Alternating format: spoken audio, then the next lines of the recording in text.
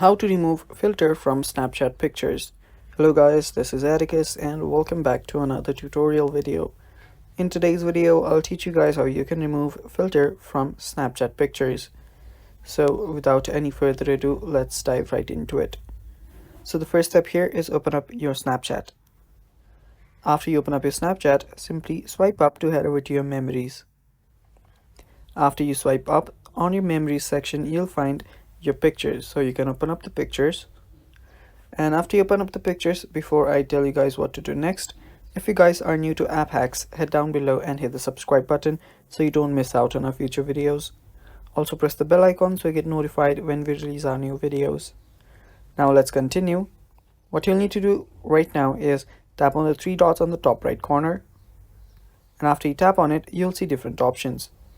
What you'll need to do right here is simply tap on Edit Snap.